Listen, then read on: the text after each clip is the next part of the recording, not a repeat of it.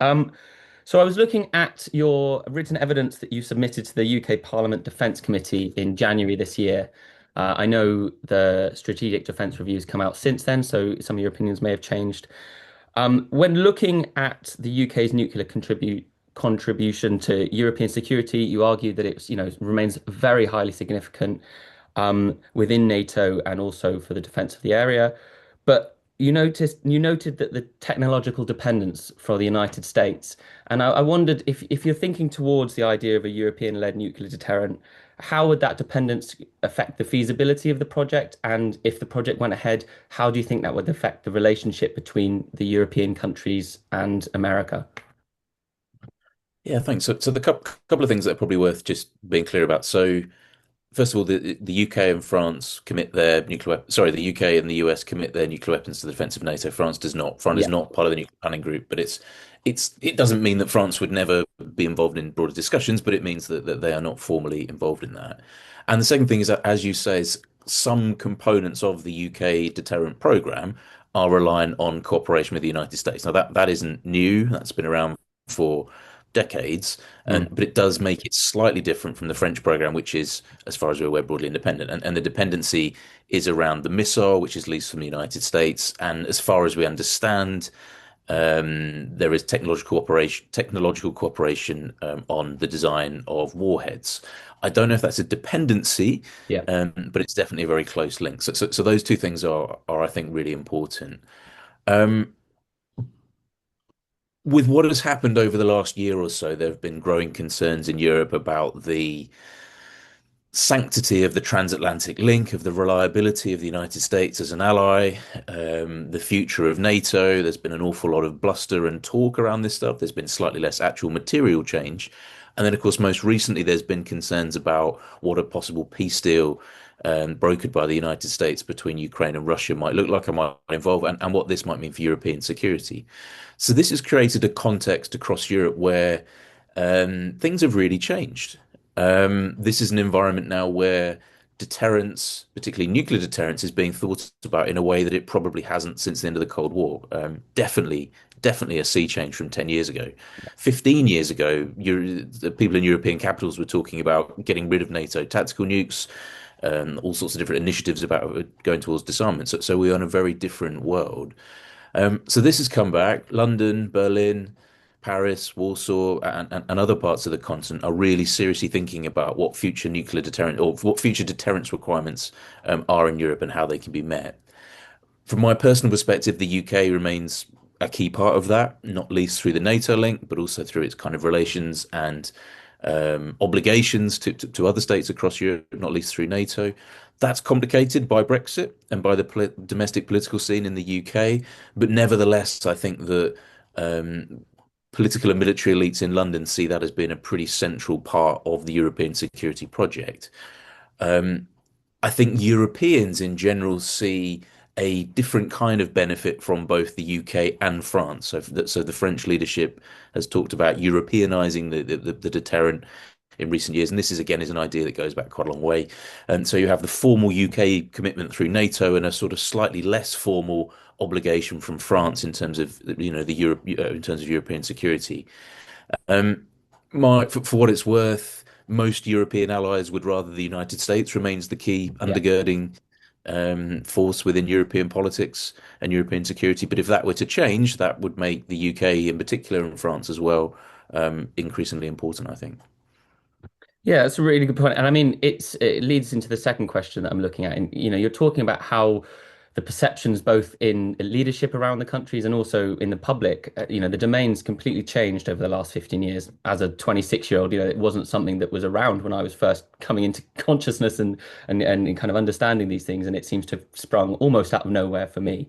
But in a time when the UK government is making so many hard decisions and the public has kind of got focuses in other political areas, how do you think they would address the issue of democratic legitimacy when looking at investing further funds into their nuclear deterrence or updating software and whatnot? It's difficult. Most, as somebody said in an event that I organised recently, most publics are broadly in favour of increased defence spending if it means addressing threats. Yeah, But if it means not spending money on other things, then they become less interested. So it's difficult. It's a trade-off. There is a concerted push across most of Europe to try and increase defence spending. I'm not sure whether we'll ever get to 5%, but we are. But most countries are moving in that sort of direction broadly, including in the UK.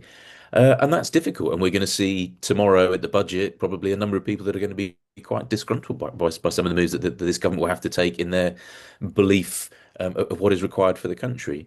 This government has also made defence and security, and indeed even the nuclear deterrent, a key priority. And as far as I can tell, a lot of money has been put into that programme, not just to the renewal system that will come on board in the next decade, but also just sustaining what we currently have now, patching in or filling sort of some of the gaps that were left over the last decade or so when perhaps the money hadn't been put into that program. And it's a difficult thing to sell. It's I think you made a really good point that a lot of people of my age and younger are used to a European and UK security complex or environment that is broadly peaceful, that has broadly become more liberal, more global, um, more interconnected, yeah, and we may be moving in a different direction now. Different people have different ideas of how we should address that, but I think there is a genuine shift in the broader security context within which we exist that possibly necessitates more broader defence spending, but it won't be easy to bring the population along with that, I don't think. There's always a balance when it comes to this between frightening and educating. Um, there is also, I think, a balance between trying to present the case more broadly for a shifting context rather than trying to push particular solutions.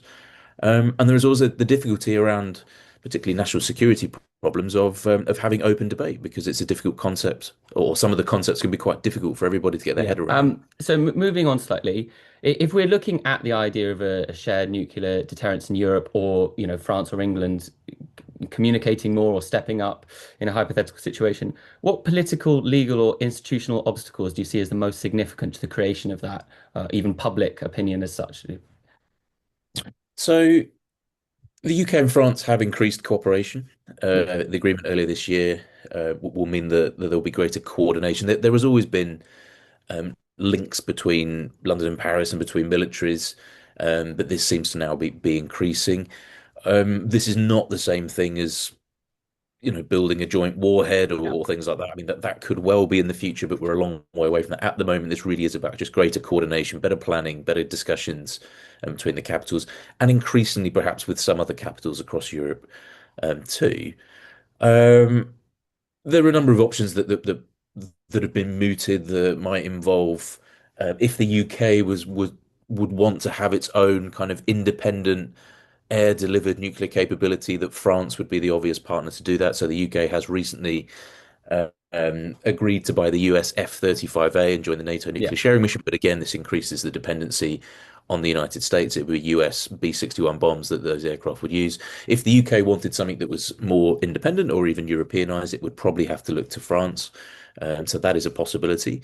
Um, there are a number of different dynamics that would make it kind of more or less complicated in terms of legality, NPT commitments, agreement not to transfer nuclear material, etc. But I think that is a conceivable thing in the longer run. There may be greater coordination in terms of submarine patrols, in terms of how those submarines are protected. I mean, in terms of the strategic submarines armed with nuclear and ballistic missiles, and perhaps greater coordination between the UK, France, and others in terms of protecting them when they're on patrol or other things, or anti-submarine warfare more broadly. I don't really see an immediate proliferation candidate beyond the UK and France in Europe. That's not to say that there aren't countries that could be interested or have populations where this would be a popular idea, but there would be no easy pathway for Germany, Poland, any possible other candidate to do this. It's not to say that it's impossible in the long run, but it would be pretty difficult to see how it would happen anytime quickly. So we're in a situation in Europe at the moment where technically nothing has changed. The United States is still part of NATO. The United States still commits its nuclear weapons to the defense of NATO. It still has forward deployed nuclear weapons, as far as we're aware, in 5 countries in Europe that can be made available to those countries. The UK is still part of that. The UK still um, makes its nuclear forces available. France sits outside of that, but plays a role in European security. So, in a way, while the rhetoric and while the concerns have grown, materially things haven't necessarily changed.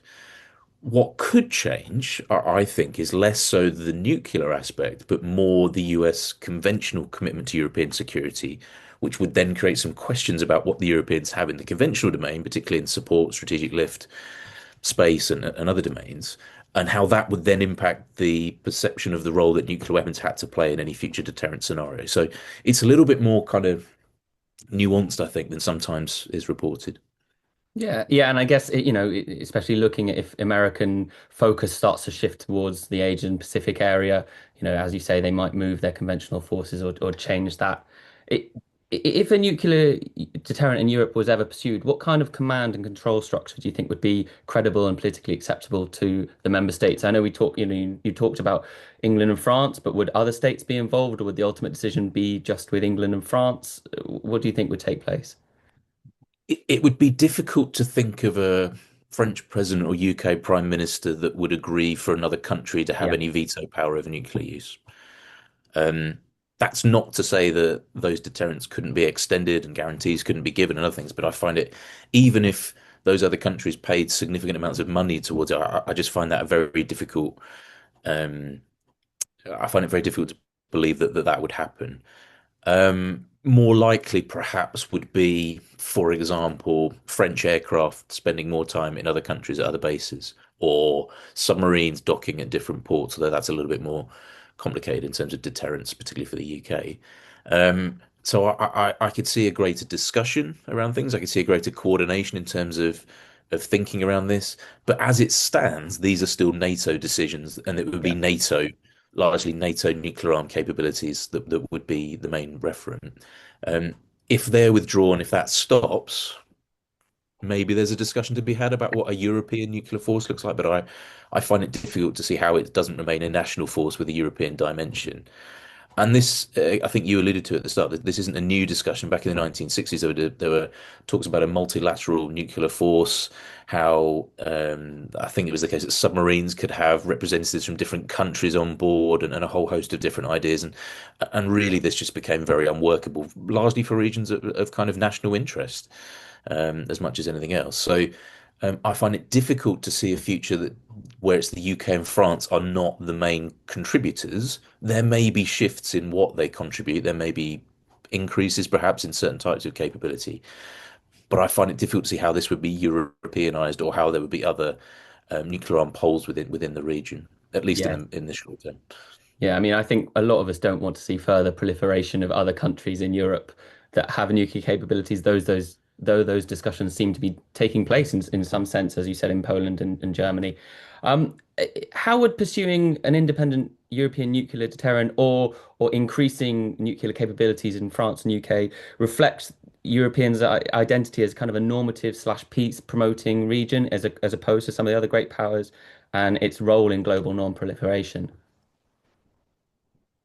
Yeah, that's a good question, and I think um, it kind of depends on your politics, but the argument would be whether you think that the security situation is pressing, that actually that historical normative role is no longer the most viable way to ensure security and peace. That's not for me to decide. That's for people to make up their own minds. But I think Europe has long painted itself as um, a continent of restraint, of moves towards disarmament, support of arms control, and that may increasingly be very difficult to sustain. And um, there are, I suppose, question marks about how Europeans explain that, or how the UK and France explain themselves to the rest of the world. But maybe that era um, where Europe could hold itself up as kind of a bastion of non-proliferation, restraint, disarmament has just moved. Yeah. And the reality is, I think that the discussions that will happen behind the scenes will be, look, well, Europe is faced, or there's a perception that Europe is faced by a major, possibly existential threat, and that changes the game. But again, I don't necessarily see. So I don't think there's an erosion of support for arms control and restraint in Europe in general. It's just the fact that this can't be unilateral. The fact that, if you have other actors that may well want to do nasty things to Europe, then Yeah. you know restraint is not the way there. But there is still very much a constituency for arms control and for thinking about what comes next.